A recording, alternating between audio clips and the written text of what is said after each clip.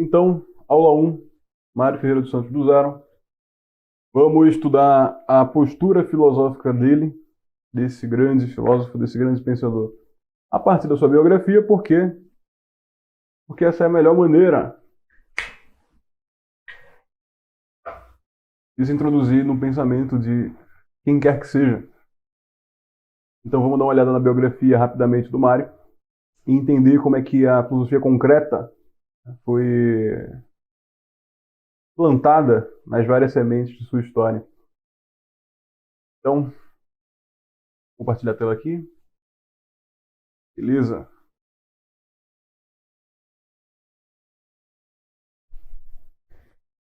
Então vamos lá. Mário Ferreira, introdução à sua vida. Gente boa, Mário vai nascer em São Paulo em 1907, tá? Isso até valeria alguns comentários, mas, bom, ele só nasceu em São Paulo em 1907.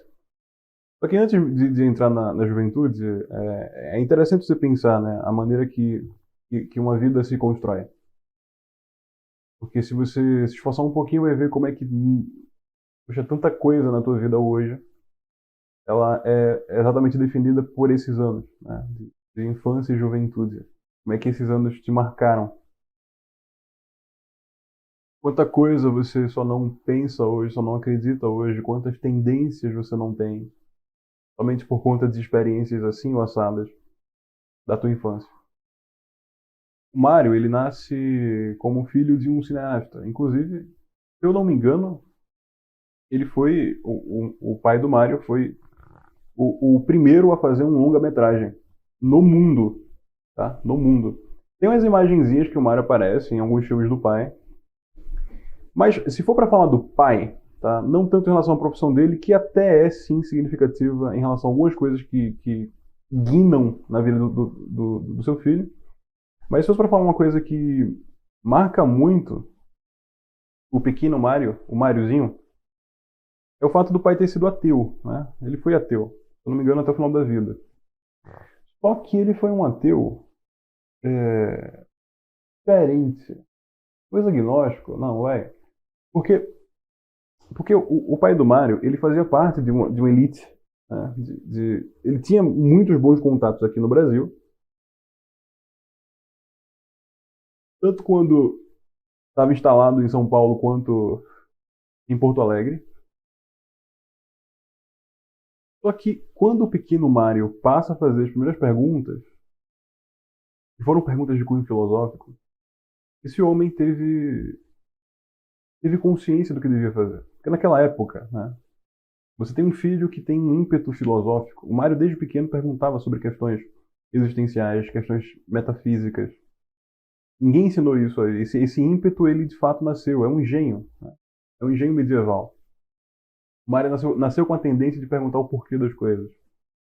Não somente o como, mas o porquê, a razão, a causa eficiente, etc.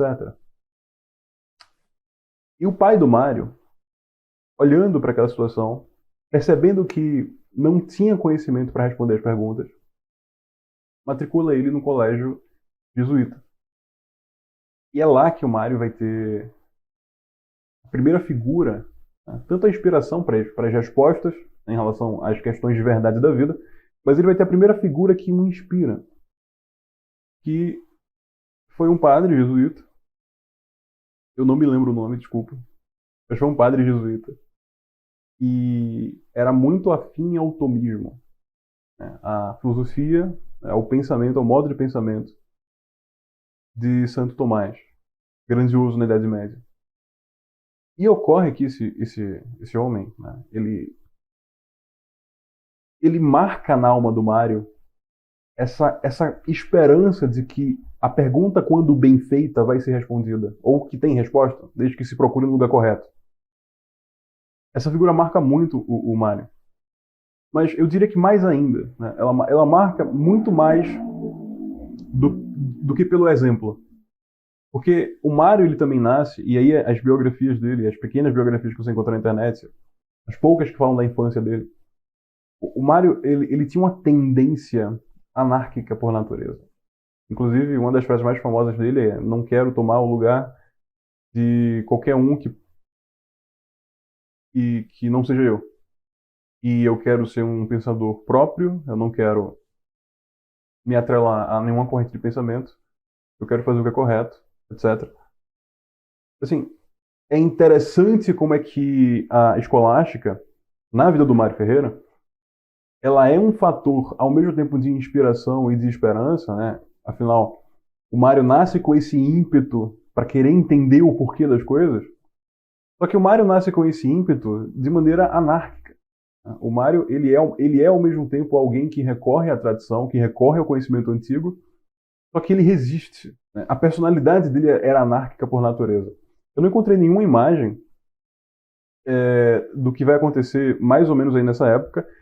É nessa época, 29, né? Ele nasce em 7, né? 29, 30, é nessa época que ele vai estar terminando o curso, né, de Direito e Ciências Sociais, ele vai estar se casando, que ele vai estar se mudando. Mas também é nessa época, para quem sabe de história do Brasil, que está rolando a primeira ditadura. Rola a Revolução, então rola a primeira ditadura, do Vargas. E o interessante é que o Mário, ele se coloca a favor daquela ditadura. Aliás, daquela revolução. Da ditadura não, daquela revolução. Porque na opinião dele, de fato, né, a maneira que o sistema governo estava estabelecido não se importava com os pobres nem com a liberdade. Só que no mesmo dia que a revolução se instaura, e ele percebe que os caras não estavam tão afim assim de liberdade, mas apenas queriam tomar o poder para si mesmos, o Mário se coloca contra eles.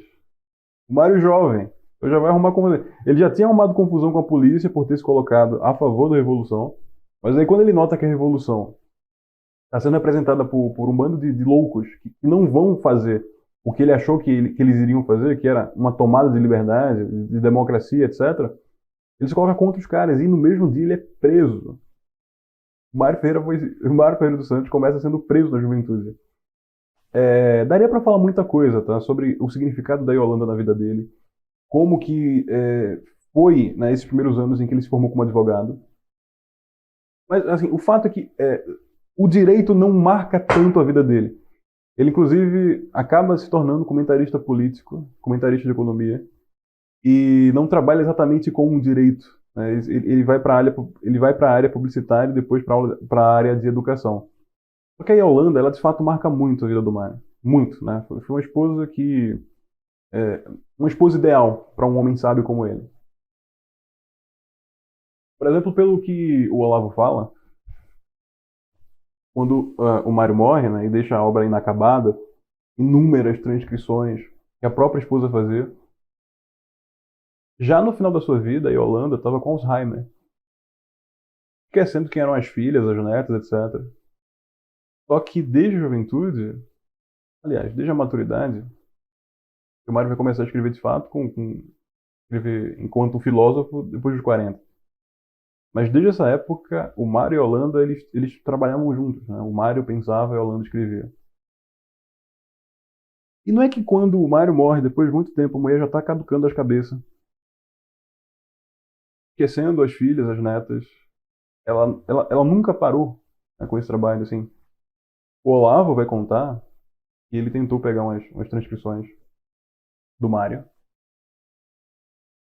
para organizar, né? Foi na época que ele conheceu o Mário através da família dele, a obra do Mário através da família dele. E ele foi tentar pegar umas cópias na casa que era do Mário, e a mulher dele, a mulher do Mário, não deixou, né? Inclusive, ela dormiu em cima da coluna de documentos para não deixar ninguém roubar a obra. Eu não sei se ela lembrava ainda do marido, mas ela já estava com um estado muito avançado de Alzheimer e mesmo assim, até o final da vida, ela manteve esse espírito protetor e cuidador em relação a aqueles documentos, tal, etc. E aí eu imagino que o mais significativo, né, para não aprofundar tanto na biografia dele, o mais significativo dessa época de insurgências, de tentar se encontrar na sua vocação de trabalho, quem apoiar, o que apoiar.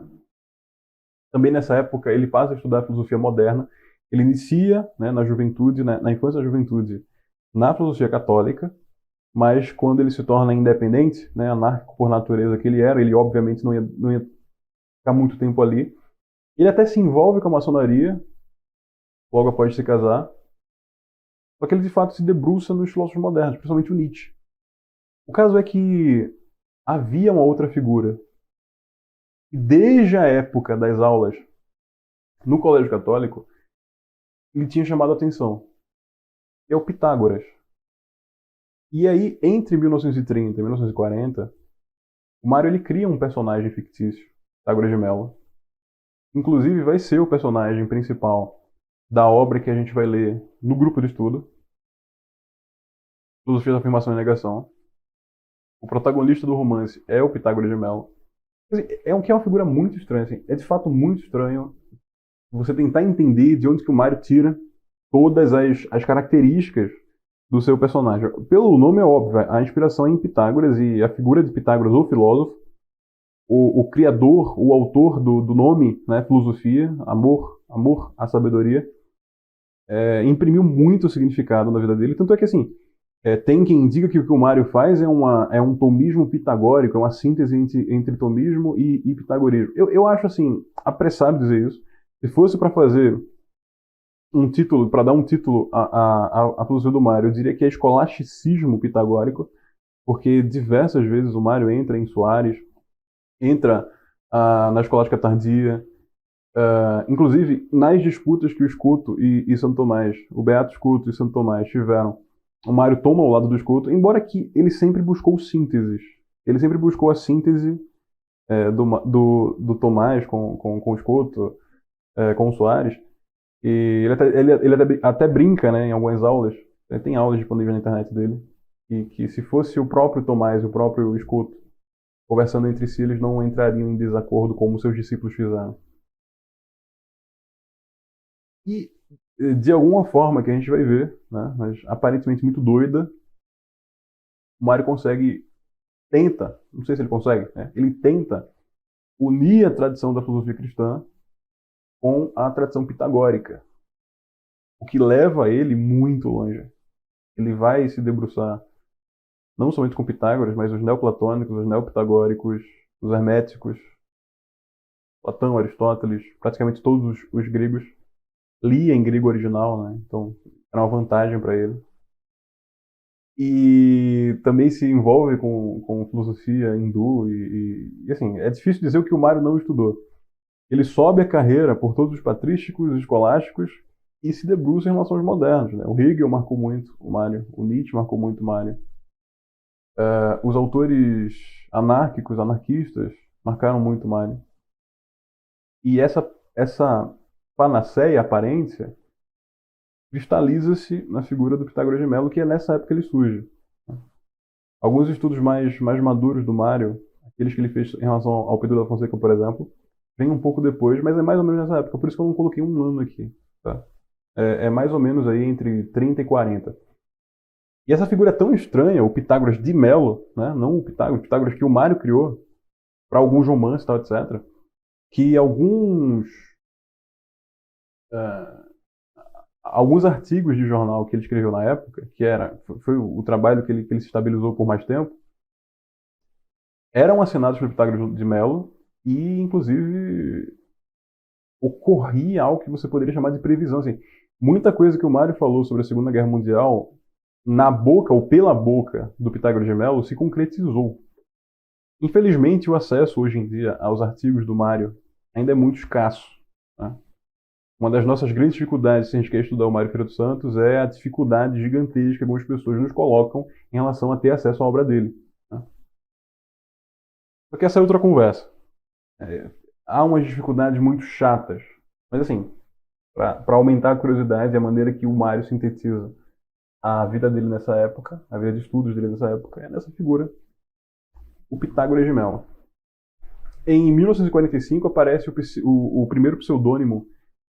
Eu tenho notícia, né? Isso é uma pesquisa de campo que eu mesmo fiz, pode ser que eu esteja errado, né? Mas é em 45 que o Dan Anderson é o primeiro pseudônimo estritamente direcionado a escritos e ensaios filosóficos aparece.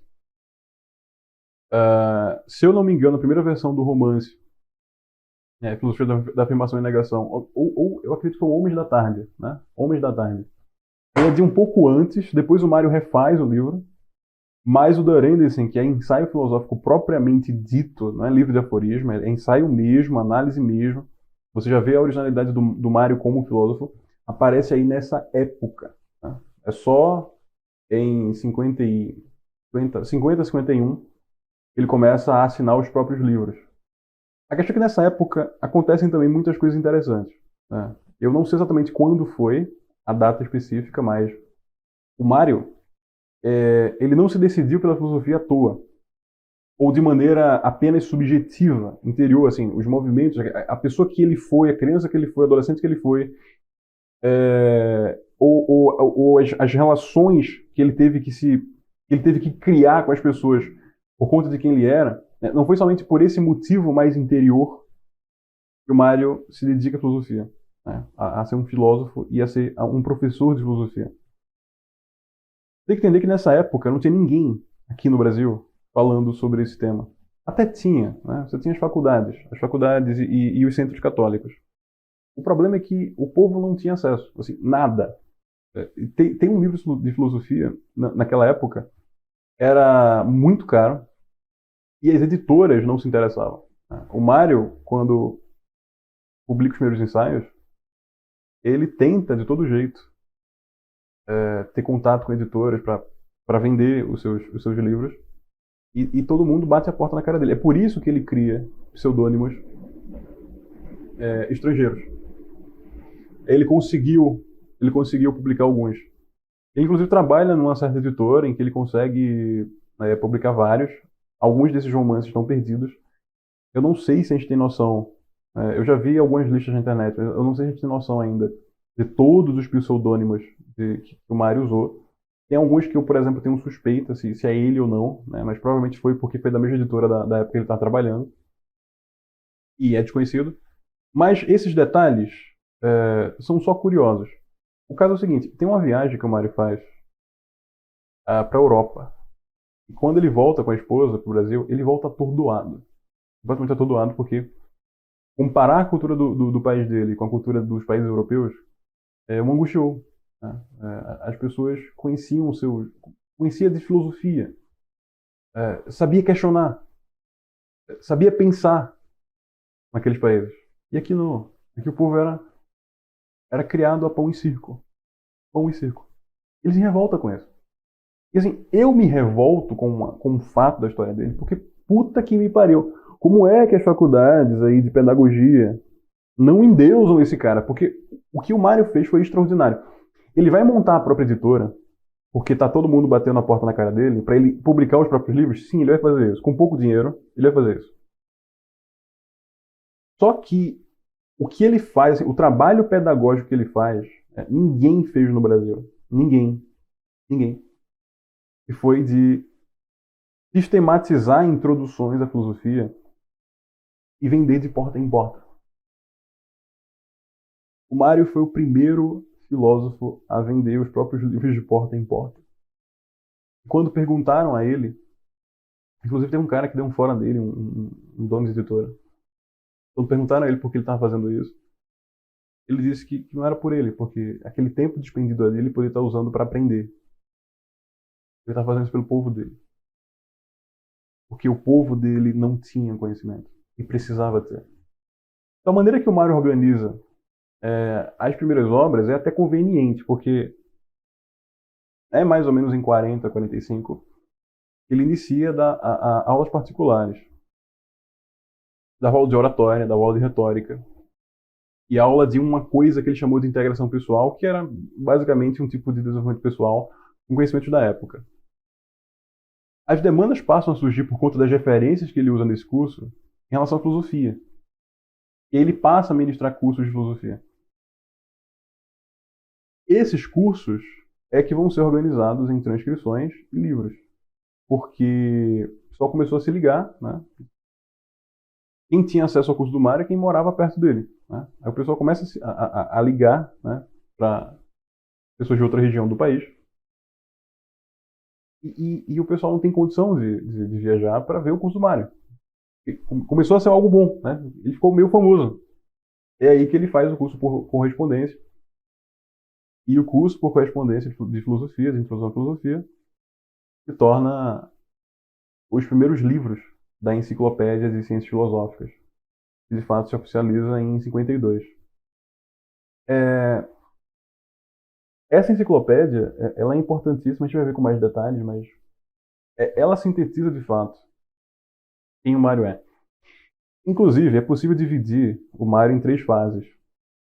Uma que vem antes do coração dessa enciclopédia, que, assim, os primeiros livros dela começa com filosofia, aí passa por psicologia, cosmologia, matérias básicas, tudo. Essa primeira parte é a parte quase que missionária do Mário, né? Uma parte de briga social, né? Fazer o povo dele entender, aprender a pensar. Quando o livro Filosofia Concreta surge, aí a gente tem uma segunda fase. Inclusive encapsula a primeira. A questão é que, assim, é difícil, e eu acho que ninguém sabe ao certo, o quanto o Mário tinha noção do que estava fazendo quando ele iniciou a sintetizar os cursos dele em livros. Porque quando o Mário cria ou escreve a filosofia concreta, ele de fato faz um novo método. Ele de fato ele cria uma parada. A gente vai ver com mais detalhes. Eu não, tô querendo, eu não quero adiantar muita coisa, mas ali nasce a segunda fase. A história que o Olavo conta é que ele estava estava numa aula, se eu não me engano, sobre o Nietzsche. E centenas de teses, né, ocorrem a ele, quase que magicamente. Ele interrompe a aula e vai para casa escrever essas teses, que vão dar origem, né, à filosofia concreta. Ele foi enxertando outras teses com o tempo, mas foi algo quase que místico. E foi, da maneira que o Olavo contou, foi algo quase místico.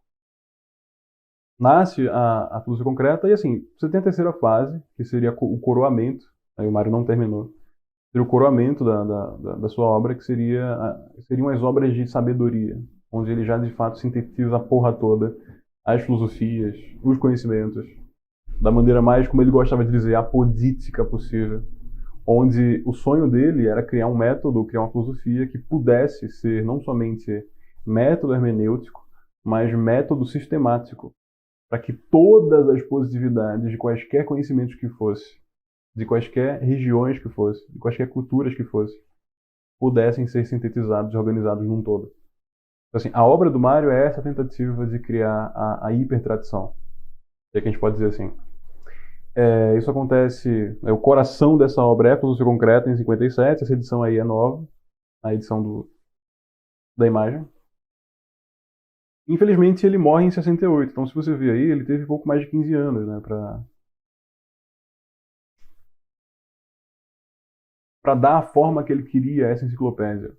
Essa pressa, que ele sabia que deveria ter, né, é responsável por muitos erros editoriais na obra dele. A coisa, assim, o conteúdo é perfeito, a didática às vezes é boa, às vezes é ruim, mas o caráter editorial é uma porcaria, a gente tem que admitir em relação a isso, né? Imagino que os magistrados aí da universidade, olhando o livro do Mário, vai de fato entrar na pilha. Esse cara merece no ostracismo pela, pela aparência dos livros dele, né? Pela maneira que está escrita, muitos erros. Boa parte dos livros do Mário foram transcritos pela esposa, então assim, a esposa não era filósofa, é de se compreender. Bom, mas para terminar isso aqui logo, citaria, né, talvez o mais importante da coleção de sabedoria. 2001, sim, porque o copyright da esposa e das filhas foi comprado nessa época. Né, o Mário tinha morrido há muito tempo. Né, isso aí são o livro da sabedoria, o livro da sabedoria das leis eternas. Um trabalho que o Olavo fez de reorganização assim, magistral em relação a algumas transcrições. Nós temos outros materiais brutos que merecem também passarem por um trabalho como esse. E aí, assim, para que isso ocorra, né, para que a obra do Mário seja terminada, por assim dizer, se é que é possível terminar a obra dele, naquilo que é óbvio, né? Se ele tivesse vivo, ele faria muito mais. Ele daria muito mais direções, mas para aquilo que ele ensaiou, né, e fica claro para gente onde que seria o término, é necessário que como diria ele, alguém apareça e faça a organização da obra dele. Gente boa, assim,